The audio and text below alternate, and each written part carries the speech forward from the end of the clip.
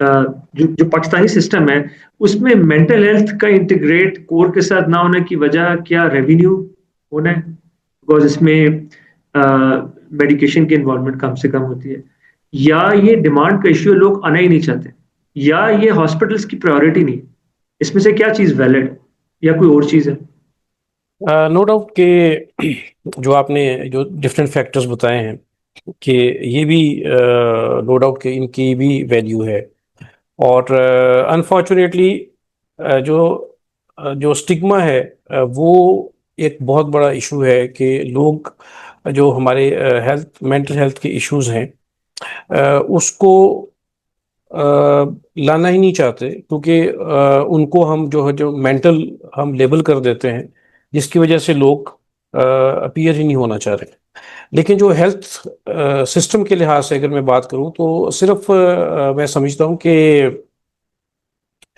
Sympathy या जो symbolic campaigns हैं इससे तो शायद कोई सिस्टम लेवल के ऊपर चेंज ना आए। नो डाउट कि कन्वर्सेशंस जो है ना वो हो रही हैं और लोग इसके ऊपर बात कर रहे हैं।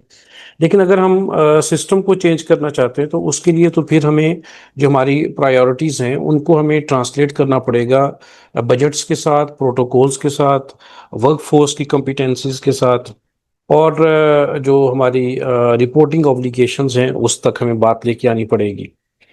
तो सबसे पहले तो हमें मेंटल हेल्थ को अपनी प्रायोरिटी बनाना चाहिए हेल्थ केयर सिस्टम में, और फिर उसके अकॉर्डिंगली उसके लिए जो फाइनेंशियल रिसोर्सेज चाहिए वो हमें उसको वो एलोकेट हम करें। और उसके साथ साथ हम जो हमारी वर्कफोर्स की कॉम्पिटेंसीज हैं वो हम डेवलप करें। जैसे मैंने पहले भी बात की कि सिर्फ स्पेशलिस्ट सेंटर्ड जो सिस्टम है वो शायद कोई इतनी बड़ी मैस लेवल के ऊपर कोई बड़ा इम्पैक्ट क्रिएट नहीं कर सकता, जब तक कि हमें जो है वो प्राइमरी लेवल के ऊपर हम चीज़ों को ना लेके आए। हम अपने नर्सिंग और जो अलाइड हेल्थ प्रोफेशनल्स हैं उनको इस लिहाज से हम ट्रेन ना करें तो उस वक्त तक शायद इसका इम्पैक्ट ना आए।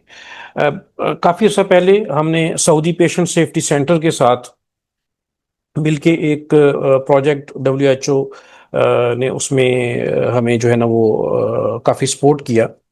पेशेंट सेफ्टी कारवान के नाम से एक प्रोजेक्ट था। वो जो पेशेंट सेफ्टी कारवान का जो प्रोजेक्ट था उसका बेसिक ऑब्जेक्टिव ये था कि हम अपने पेशेंट्स को इतना एम्पावर करें कि they can ask questions from the doctors, from the physicians, from the treating surgeon, कि पेशेंट पूछ सके। क्योंकि इस वक्त हम पेशेंट को भी उतनी बोलने की इजाज़त नहीं देते, और जिसकी वजह से जो असल इश्यूज हैं पेशेंट के वो सामने नहीं आ पा रहे, आप पाते।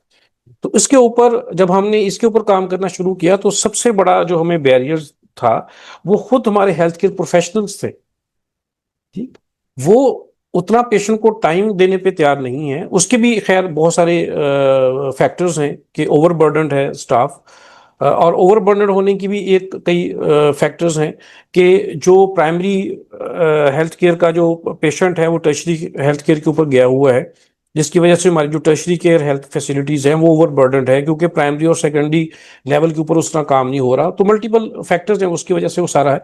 लेकिन जो हमारा हेल्थ केयर प्रोफेशनल है हमने उसको एजुकेट करना है कि वो पेशेंट को इतनी लेवरेज दे कि वो पूछ सके हमसे। ठीक है ना जी। तो मेरा ये सारी बात करने का मकसद ये है कि हमें अपने हेल्थ केयर प्रोफेशनल्स की जो कॉम्पिटेंसीज हैं जो उनको ट्रेंड इस लिहाज से करना है कि वो पेशेंट्स की जो मेंटल हेल्थ है और अपनी जो कुलीग्स हैं उनकी मेंटल हेल्थ के जो इश्यूज हैं उसको समझ सकें और उसके ऊपर बात कर सकें। तो उसके लिए जो रिसोर्सेज हैं वो हमें इसके ऊपर डेडिकेट करने करने पड़ेंगे, और रिसोर्सेज के साथ साथ ऐसे प्रोटोकॉल्स डेवलप करने हैं जो हमने मेंटल हेल्थ की जो हमारी हेल्थ केयर फैसिलिटीज़ को बेहतर बना सकें। और उसके साथ साथ जो है जो इश्यूज हैं उसकी प्रॉपर रिपोर्टिंग, जैसे अभी यासिर साहब ने भी बात की कि हमें एक बहुत बड़ा डेटा ऐसा जनरेट करना है जिसकी बेस के ऊपर हम अपनी पॉलिसीज को और प्रोटोकॉल्स को पेशेंट सेंटर्ड कर सकें और इम्पैक्टफुल बना सकें। राइट, और आपके ख्याल में ये सी लेवल के लोग ही कर सकते हैं, ये चीफ जी एग्जीक्यूटिव ही कर सकते हैं? जी और उसमें जी जी प्लीज आप बात करें। और उनकी विलिंगनेस कितनी है इस चीज के लिए? जी, अब इसमें जैसे भी मैंने बात की कि जो हमारी हेल्थ वर्क फोर्स है, जो हमारे इवन के जो सी लेवल के लोग हैं या इवन जो हमारे कंसल्टेंट लेवल के फैकल्टी है, उन लोगों को भी इस लिहाज से प्रिपेयर करना। अब आप ये देखें कि अगर हमारा जो सी लेवल है, अगर वो उतना कमिटेड हो कि जो हमारी हेल्थ केयर फैसिलिटीज़ हैं वो कितना इम्पैक्ट प्रोड्यूस कर रही हैं, और नो डाउट के आउटपुट ये है कि नंबर ऑफ पेशेंट हमारे बढ़ते चले जा रहे हैं और नंबर्स की बात हो रही होती है, वॉल्यूम्स ही की बात हो रही होती है, लेकिन जो हमारी क्वालिटी ऑफ केयर है वो क्या है, और उसकी वजह से हमारे पेशेंट्स की क्वालिटी ऑफ लाइफ के ऊपर कितना इम्पैक्ट आ रहा है। अगर हमारे तमाम जो लीडरशिप है हेल्थ केयर लीडरशिप की, अगर वो इम्पैक्ट सेंसिटिव हो जाए, तो फिर आई थिंक इसके ऊपर जो है ना हम जो डिजायर्ड रिजल्ट्स हैं वो हासिल कर पाएंगे। बिल्कुल। Doctor Usha, I have a question for you.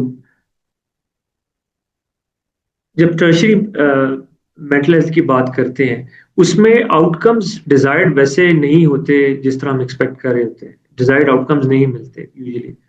और जो फैमिलीज हैं, दे फील कि हमने इतना टाइम भी लगाया, इतना पैसा भी दिया, सब कुछ किया, लेकिन वो चीज जो हम चाहते थे हमें नहीं मिली।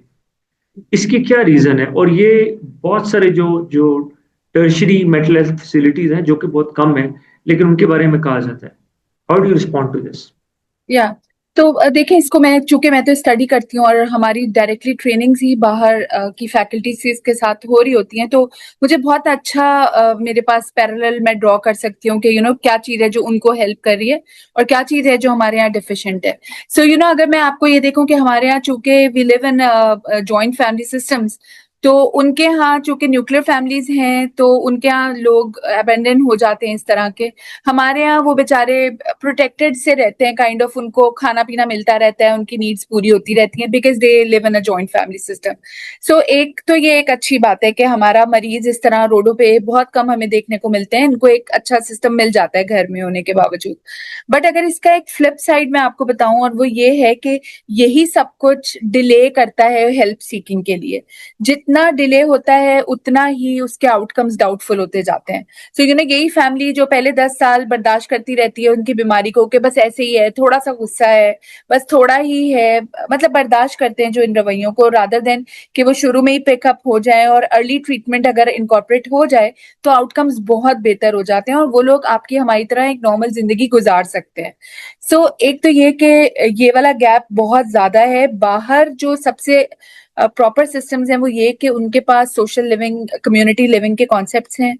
उनके यहाँ असर्टिव कम्युनिटी ट्रीटमेंट के लिए टीम्स मौजूद हैं कि ऐसे लोगों को क्राइसिस में टीम्स हैंड टेक ओवर कर लेती हैं। उनके पास उनकी जो भी पुलिस फोर्सेस हैं और जितने भी ये रेफरल मैकेनिज्म्स हैं, ये इतने अच्छे हैं कि हर बंदा ओनरशिप लेता है ना उस मरीज की। यहाँ पे तो जी अल्टीमेटली ये लोग एंड अप करते हैं ईडी सेंटर्स के अंदर, बिकॉज कोई भी प्राइवेट एनजीओ या प्राइवेट इदारा हाथ नहीं डालता इस तरह रोड पे चलते हुए किसी बंदे पे, बिकॉज उनके पास वो अथॉरिटीज नहीं है ट्रीटमेंट करने के लिए।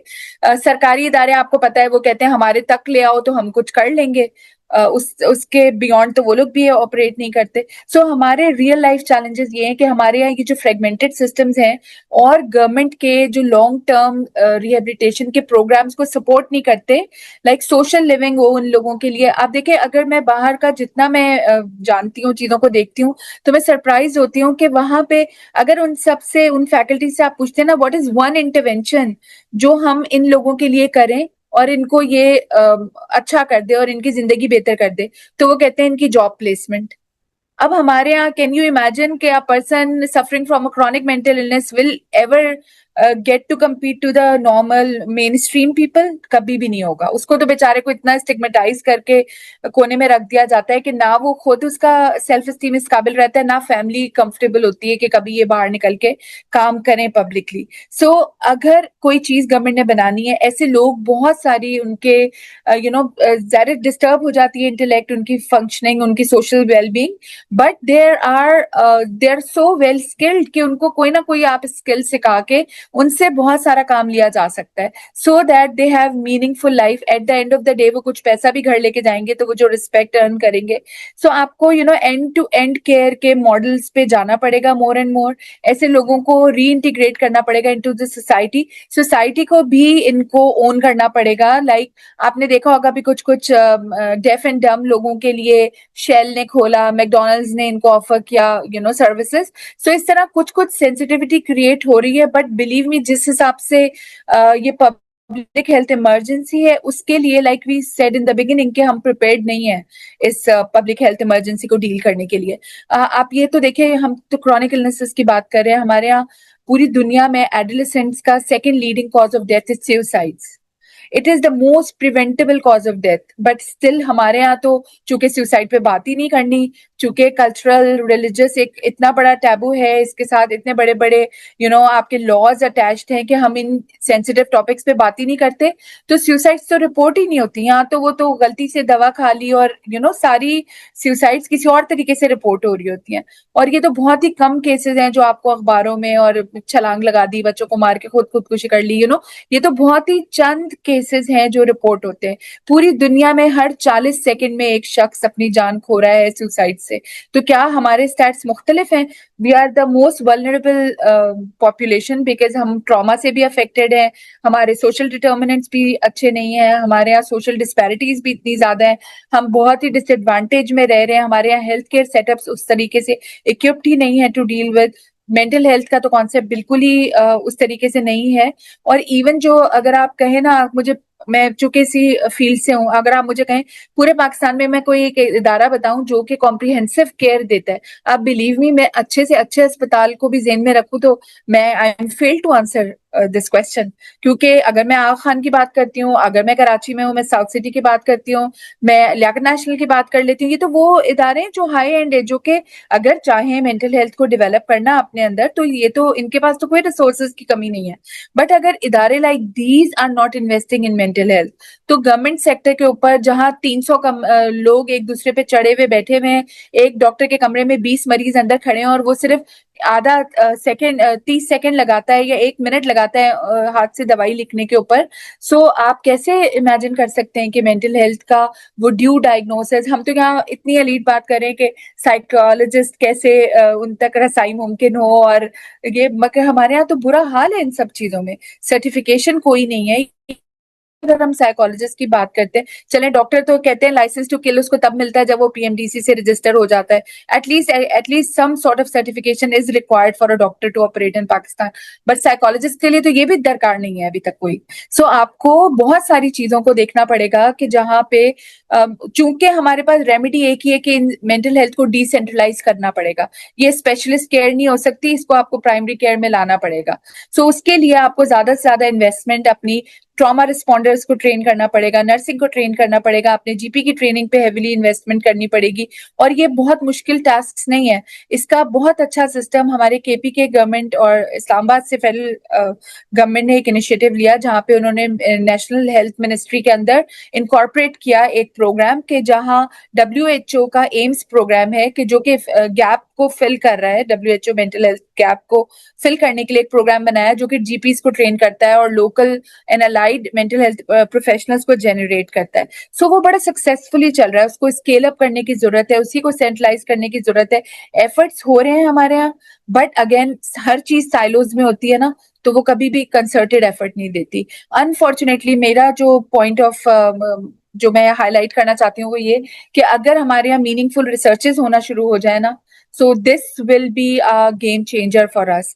अनफॉर्चुनेटली जो करंट रिसर्चेस होती है, वो एक स्टूडेंट अपने सर से वबाल उतारता है कि उसको तो अपना थीसिस करना ही है। मैंने सुपरवाइज किया है स्टूडेंट्स को, साइकोलॉजी के भी इंटर्न्स को और मेडिकल डॉक्टर्स को भी, बट अनफॉर्चुनेटली हम वो काम कर ही नहीं रहे। रिसर्च का जो मतलब था, हम उस मतलब पे ही नहीं आते हैं, हम बस उन्हीं फाइंडिंग्स को वैलिडेट कर देते हैं कि हाँ जी यूरोप में ये था तो हमारे यहाँ भी बिल्कुल ऐसा ही हो रहा है, दैट्स इट। हमारी रिसर्च कोई वैल्यू ऐड नहीं कर पा रही है, that is why it is not reflected in the policy workup. It's not reflected कि हम जो भी रेमेडीज, जो भी वर्कअप बना रहे हैं, जो भी पॉलिसीज बना रहे हैं, वो डेटा बैक्ड अप नहीं होती, और इसी तरह फिर वो साइलोज में ऑपरेट करते हैं लोग, और वो मीनिंगफुल हम कंक्लूजन तक और मीनिंगफुल इम्पैक्ट तक नहीं आ पाते हैं।